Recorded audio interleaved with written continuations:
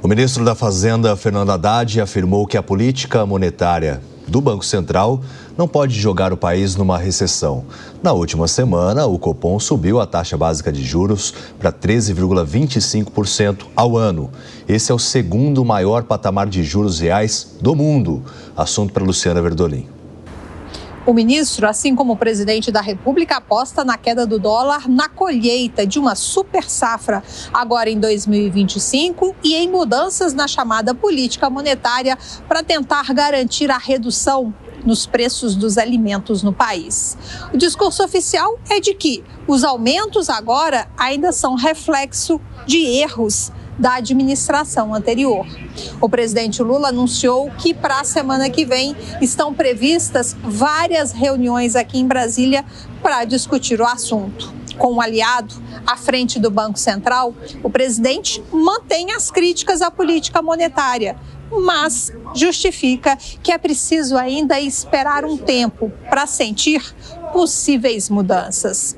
O ministro da Fazenda, Fernando Haddad, explica que o Banco Central precisa ter sabedoria, que a política de juros é importante para garantir a manutenção dos preços no país, mas que é preciso evitar taxas baixas ou altas demais. Segundo ele, em economia não existe um remédio só, são doses diferenciadas para cada situação. Durante entrevista à Rádio Cidade de Pernambuco, o ministro repetiu a estratégia que está sendo adotada pelos ministros e até mesmo pelo presidente Lula, que é comparar os 2 anos da administração atual com os 4 anos da gestão anterior. De Brasília, Luciana Verdolim. E sobre o assunto, a gente conversa agora com o economista Alex André, quem eu agradeço demais a presença aqui no Jornal da Manhã. Várias narrativas em torno do Banco Central, mas fato é também que a taxa básica de juros só vai ser reduzida, segundo as autoridades monetárias, quando o governo também conseguir equilibrar os gastos, coisa que não vem desde o ano passado acontecendo, né? Muito bom dia. Bom dia, David. Realmente não vai acontecer. Todos nós sabemos que 2025, 2026 é uma corrida para gastar mais e não para realmente trazer um tom de economia de gastos, né? O próprio governo que vinha dizendo em relação ao consumo, né? Se está caro, não consome, se está endividado, então não gaste, né? Isso o governo ele não segue a própria fala. Um outro ponto importante, quando a gente fala da ótica de juros, o efeito sobre a economia, a taxa básica de juros que já está elevada em 13,25%, a ata do Copom já deixou claro que essa taxa de juros vai subir ainda mais, em 14,25%. E mesmo assim, o nosso juros, né, ou seja, que ainda está alto, pode ficar ainda mais alto que já está, porque a inflação está descontrolada, ou seja, tende a subir ainda mais. O próprio ministro, o Fernando Haddad, já disse, né, dizendo que a própria IPCA, que mede, né, o principal índice de inflação, índice de preço ao consumidor amplo, já tem aí indícios que deve continuar em alta. E, claro, o efeito da política monetária, né, com o efeito de uma inflação mais fraca, isso, claro, tende a trazer uma previsibilidade de uma inflação menor, mas não nesse ano, ou seja,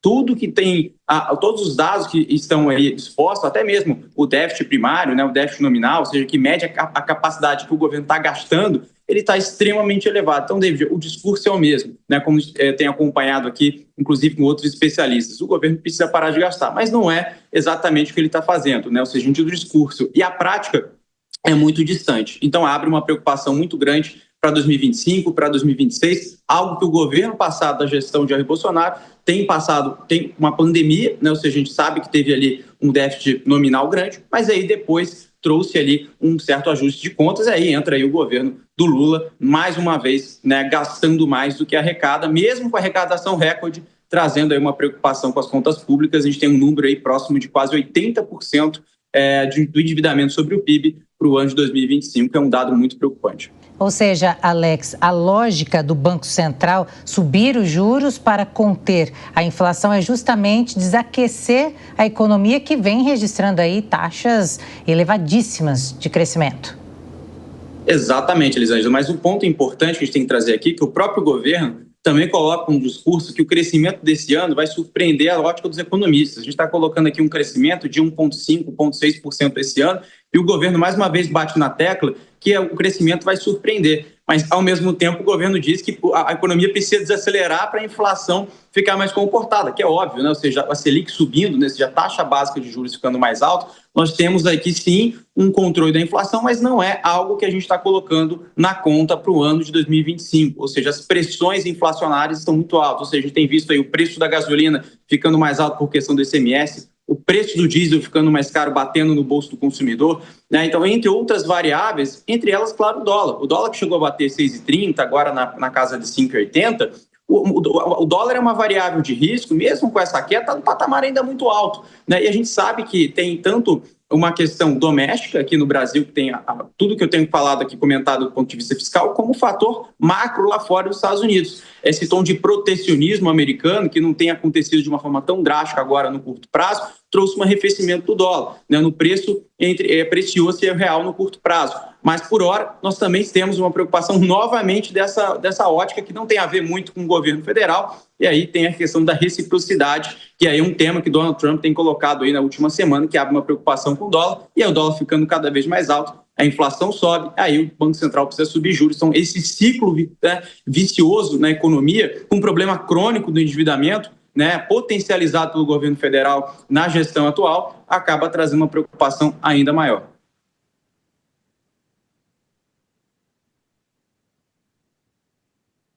Desculpe.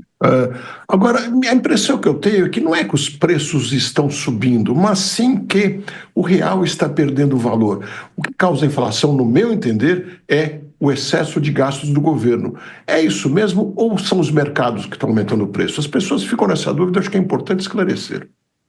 Ótimo, Diego, boa pergunta. Um ponto importante, temos aí sim uma pressão na parte de serviços, né, que é uma grande composição do PIB, e também, claro, a parte de gastos do governo federal. Quando eu tenho comentado aqui na parte do déficit nominal, é um déficit assustador. A gente está falando aqui, né, próximo de 1 trilhão ao longo das últimas janelas que a gente tem colocado 2024 e o ano 2025. O Tesouro Nacional já disse, teremos aí um rombo da dívida pública para 2025 para 2026. Ou seja, a projeção do Tesouro Nacional não mente, os dados não mentem. Então, Diogo, nós temos sim uma preocupação clara, óbvia, que o governo federal continua gastando e não está preocupado com o gasto. Nós vimos aí o corte de gastos, né, o plano pacote de gastos no final do ano passado, que foi pífio e trouxe junto uma isenção do imposto de renda que não compensa com a possível economia que o governo vai ter com esse corte de gastos. Então, Diogo, concordo com você. O governo federal, potencializando os gastos, sim, traz um efeito de uma inflação maior e também um efeito na parte do serviço. Então, ou seja, temos aí diversas variáveis, se o governo conseguir controlar, que não é o que os economistas estão colocando, que ninguém acredita. O governo perdeu a credibilidade no controle de gastos. O governo ele não tem esse crédito que o mercado financeiro coloca. Então, o Fernando Haddad ele diz aí diversas iniciativas, e até a última agora do governo Lula, colocando o consignado privado, né? Ou seja, para incentivar ainda mais o crédito. Ou seja, já não basta colocar a taxa de juros mais alta porque a inflação ela desancorou as expectativas, como que é endividar ainda mais a população. Não é assim que resolve o problema de consumo, não é assim que resolve o problema de crescimento, mas sim ajustando as contas públicas, mais uma vez, algo que ninguém acredita para 2025 e nem para 2026.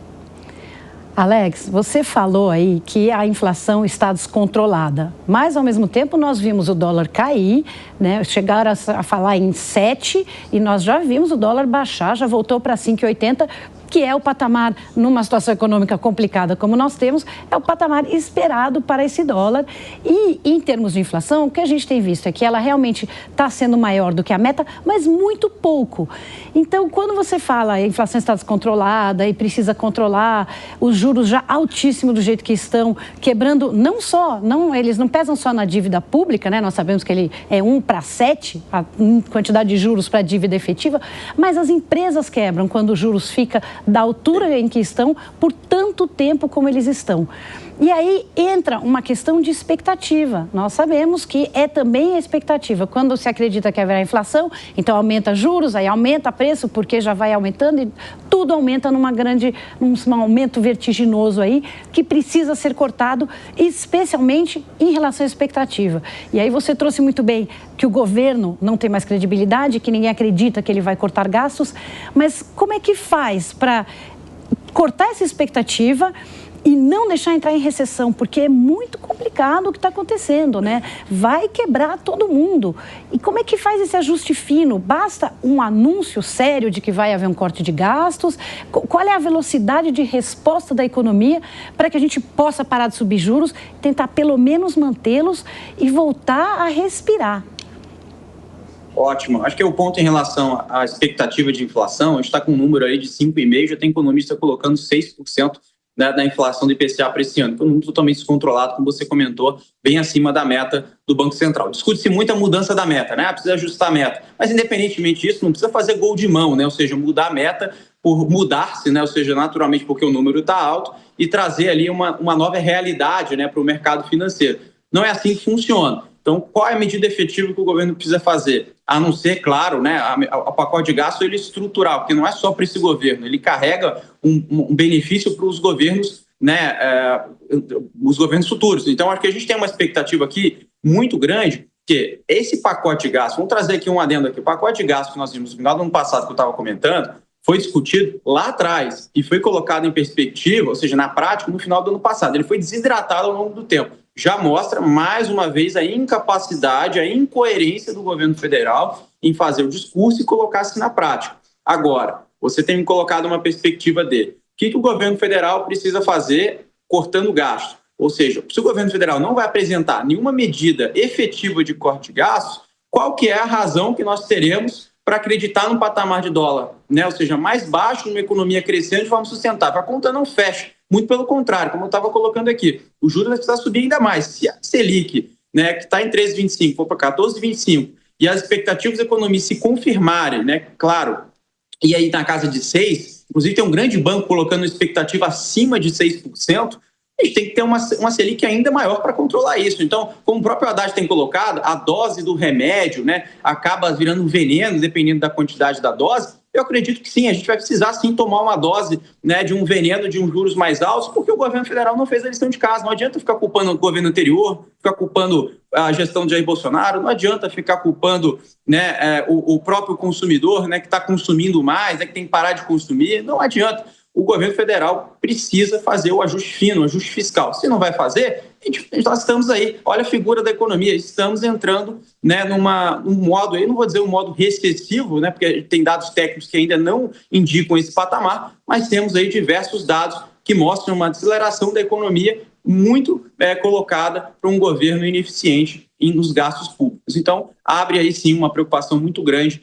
como você comentou, as empresas quebrando, né, os juros mais altos, a inflação ficando cada vez maior, e aí sim nós temos aí preços mais altos, né, pesando no bolso do consumidor, uma incapacidade de crédito, os bancos acabam emprestando menos para os juros mais altos, porque abre, né, um pretexto de inadimplência maior, então a economia ela acaba sofrendo por todos esses ajustes que o governo federal não tem colocado na mesa e agora acaba surgindo os efeitos dela. Conversamos com Alex André, economista, que eu agradeço demais a presença e esclarecimentos aqui no Jornal da Manhã. Obrigado, David. Um abraço.